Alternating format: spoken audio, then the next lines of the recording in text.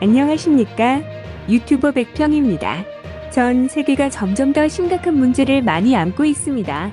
식량, 주거, 식수 등뿐만 아니라 인류의 생존 자체를 위협하는 환경오염의 심각성은 모른 척할 수 있는 단계를 넘어서고 있습니다. 문제는 이 모든 일들의 소수의 이기적인 집단에 의해서 계획되고 실행되고 있다는 사실입니다. 환경오염은 대기, 오염, 기후, 오염, 식수오염, 그리고 가장 중요한 해양오염으로 분류될 수 있는데 해양오염에 치명적인 피해를 입히는 국가가 있으니 바로 일본입니다. 일본의 총리 중 아베 신조는 애국 청년에 의해서 저격당해서 죽었습니다. 아베 전 총리를 죽인 41세 전직 해상자위대원 야마가미 데스야시는 아베 신조가 일본 국민의 생명을 위협하고 후쿠시마 원전 방사능 오염수를 일본 앞바다에 방류하려고 하며 후쿠시마에서 생산된 농산물을 일본 국민들에게 강제로 먹이려는 반인륜적 범죄를 저지르는 등의 이유로 결단 있는 행동을 한 것으로 잘 알려져 있습니다.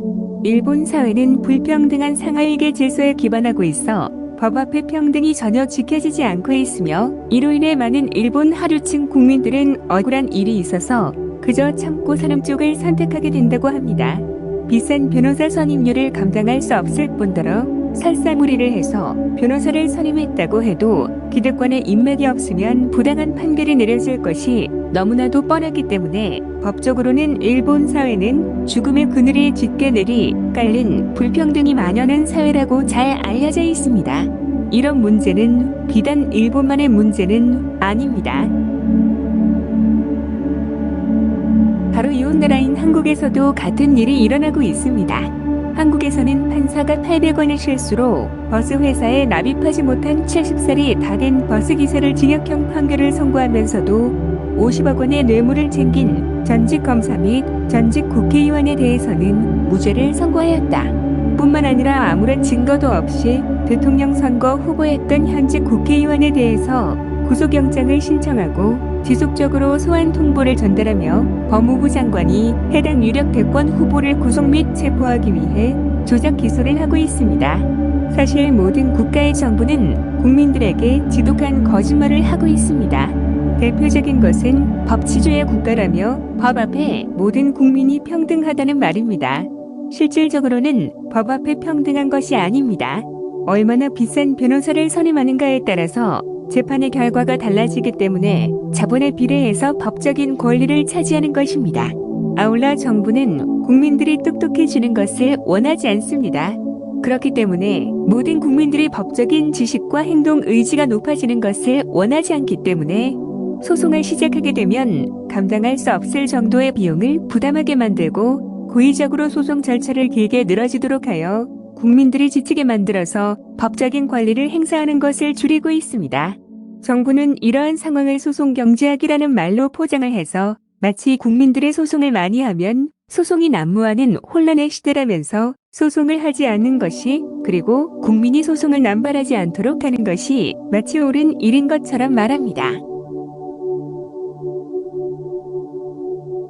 그런데 웃기는 것은 법치국가에서는 사소한 물건 하나라도 다른 사람이 훔쳐가면 자력구제 금지의 원칙이라며 물리력을 행사해서 되찾는 것을 금지하며 민사소송을 통해서 그리고 형사소송을 통해서 점 6원을 되찾으라고 강요하고 있습니다. 이것이 바로 오늘날의 현대 국가의 모든 정부가 벌이고 있는 앞뒤가 맞지 않는 말입니다.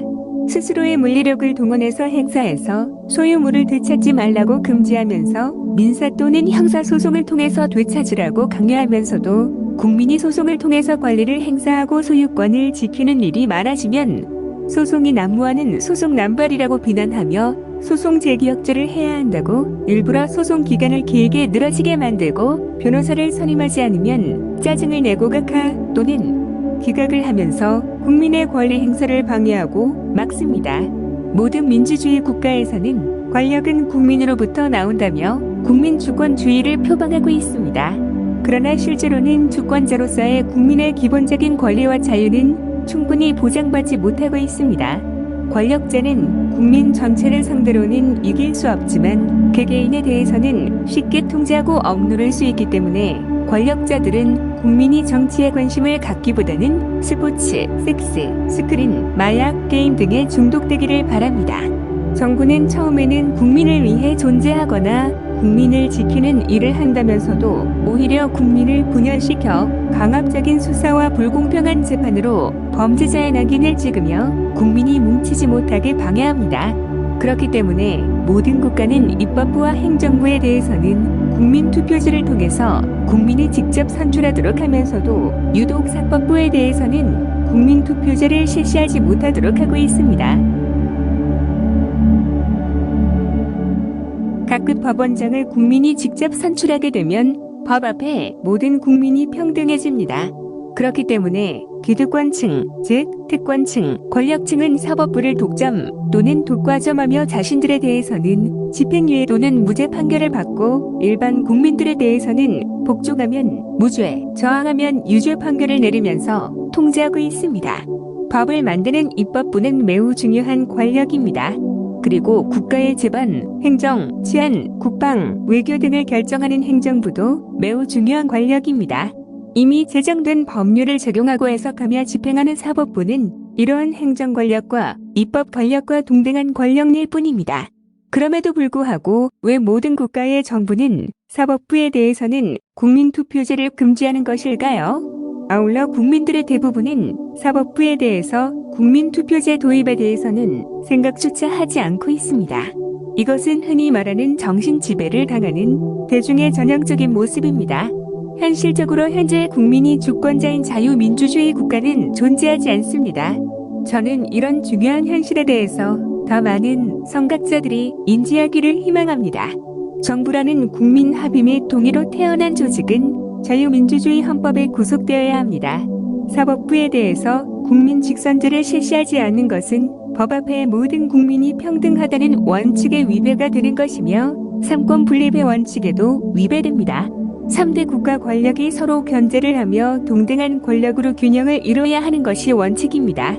그러나 사법부만 예외적으로 국민으로부터 주기적인 심판을 받고 있지 않습니다. 사법부만 유일하게 국민투표제가 도입되지 않는 배경에는 재정일치 국가의 그 뿌리를 두고 있습니다. 교황이 왕에게 면죄부를 주거나 이단으로 판정을 내려서 왕의 직위를 박탈하는 권력을 행사하던 시기에 신성한 면죄부는 종교 지도자들의 압도적인 권력의 수단이었습니다. 그렇기 때문에 사법부에서 무죄, 유죄를 판결하는 행위는 과거 교황이나 종교 지도자들이 신의 이름을 팔아서 유죄, 무죄를 결정하던 관행과 같은 것입니다. 그렇기 때문에 이러한 권력자들의 대국민 기만극은 국민 전체에게 집단적인 정신마비를 유발하는 작전을 정치적으로 해냈고 그 결과 거의 대부분의 국민은 사법부에 국민투표제를 도입해야 한다는 생각 자체를 하지 못하게 된 것입니다. 각급 법원장을 국민이 직접 선출하는 것은 판사를 임명하는 것과 전혀 다른 내용입니다. 법원장은 직접 심판을 하지 않으며 사법행정을 총괄 책임지는 자입니다. 그렇기 때문에 법원장을 국민이 직접 선출하는 것은 시장이나 도지사, 구청장, 대통령을 국민이 직접 선출하는 것과 같은 것입니다. 오늘은 여기까지 말씀을 드리겠습니다. 여러분들의 구독과 좋아요 및 댓글은 영상 제작에 원동력이 됩니다. 시청해주셔서 감사합니다.